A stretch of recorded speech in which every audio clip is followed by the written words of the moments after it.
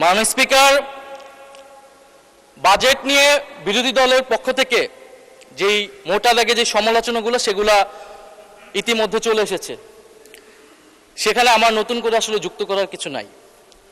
আমরা বলেছি এই বাজেটটা ঘাটতি বাজেট। আমরা বলেছি যে রাজস্ব লক্ষ্যমাত্রা নির্ধারণ করা হয়েছে এটি অবাস্তব।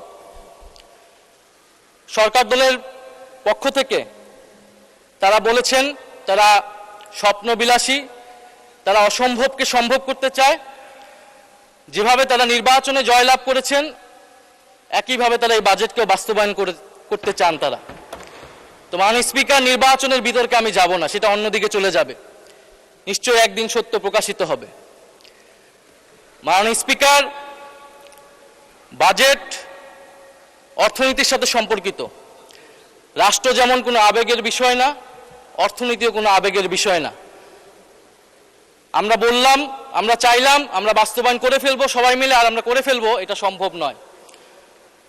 একটি বাজেট বা অর্থনীতির পরিবর্তনের জন্য উৎপাদন, বন্টন, ভোগ, বিনিয়োগ সবকিছুর একটি সুষম পরিকল্পনা প্রয়োজন। সেই পরিকল্পনা আমরা এই বাজেট বক্তব্যে মাননীয় স্পিকার পাইনি। মাননীয় স্পিকার, বাজেটের যাওয়ার আগে আমি যদি একটু অর্থনৈতিক প্রেক্ষাপট নিয়ে কথা বলি।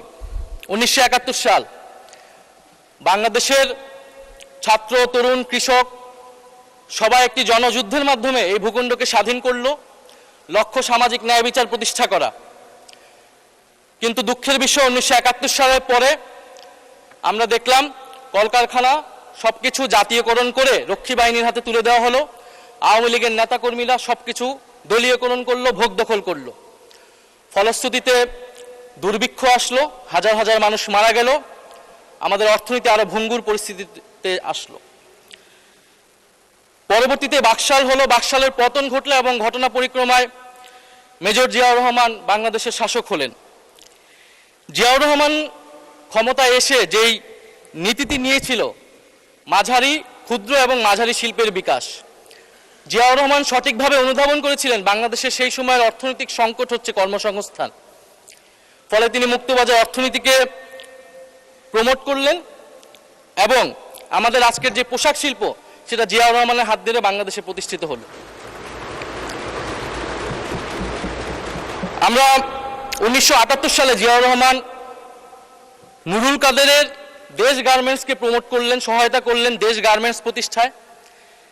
সাউথ কোরিয়ার দাইইউ নামক একটি কোম্পানির সাথে চুক্তি করে এদেশের উদ্যোক্তাদের, পোশাক শিল্পের উদ্যোক্তাদের প্রশিক্ষিত করলেন এবং এর মাধ্যমে কয়েকশো শিল্প কারখানা তৈরি হলো, মাঝারি শিল্পের বিকাশ হলো এবং দেশে কর্মসংস্থান তৈরি হলো। মাননীয় স্পিকার, আমাদের দেশে বর্তমান যে সংকট, কর্মসংস্থানের সংকট, আমাদেরকে জিয়াউর রহমানের মতো এই ধরনের একটা নীতি বা পরিকল্পনা অনুসরণ করা প্রয়োজন ছিল মাননীয় স্পিকার। কিন্তু আফসোস, বর্তমান সরকারের যে আই হ্যাভ এ প্ল্যান, সেই প্ল্যানের ভিতরে আমরা এই ধরনের কোনো নীতি বা এই ধরনের কোনো পরিকল্পনা মাননীয় স্পিকার আমরা পাইনি, যেটা দেশে কর্মসংস্থান তৈরি করতে পারবে। 2008 সালে আওয়ামী লীগ সরকার ক্ষমতায় আসার পরে আমরা জানি গত 16 বছর কি হয়েছে। রাজনৈতিক ক্ষমতা কুক্ষিগত হয়েছে, দলীয়করণ হয়েছে। রাজনৈতিক ক্ষমতা কুক্ষিগত হওয়ার সাথে সাথে অর্থনীতিও কুক্ষিগত হয়েছে, সম্পদ কুক্ষিগত হয়েছে। ফলে অলিগার্ক শ্রেণী তৈরি হয়েছে, সিন্ডিকেট তৈরি হয়েছে। আপনি বিভিন্ন সেক্টরে যাবেন, 3-4টা কোম্পানি বাংলাদেশের সেই সেক্টরের সকল ব্যবসা নিয়ন্ত্রণ করছে। আমরা জানি কিভাবে ব্যাংক লুট হয়েছে, দেশের হাজার হাজার কোটি টাকা লোপাট হয়েছে।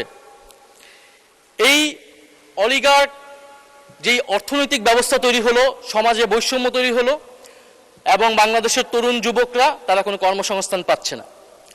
2024 সাল বাংলাদেশের বিশ্ববিদ্যালয়ের ছাত্ররা, তরুণরা রাস্তায় নেমে আসলো কোটা সংস্কারের দাবিতে। 2018 সালেও নেমে এসেছিল, এর আগে ভ্যাট বিরোধী আন্দোলনে নেমে এসেছিল। এবারের আন্দোলনের নাম বৈষম্য বিরোধী ছাত্র আন্দোলন। আমরা খুবই সুপরিকল্পিতভাবেই এই আন্দোলনের নাম দিয়েছিলাম বৈষম্য বিরোধী ছাত্র আন্দোলন। কারণ মাননীয় স্পিকার, আমাদের সামনে এটা স্পষ্ট ছিল যে শুধু সরকারি চাকরিতে কোটা যেমন বৈষম্য, কিন্তু সমাজে যে মূল বৈষম্যটা রয়ে গেছে, যার ফলে কর্মসংস্থান তৈরি হচ্ছে না, তার বিরুদ্ধে আসলে আমাদের আন্দোলন করতে হবে, তার বিরুদ্ধে আমাদের লড়াই করতে হবে।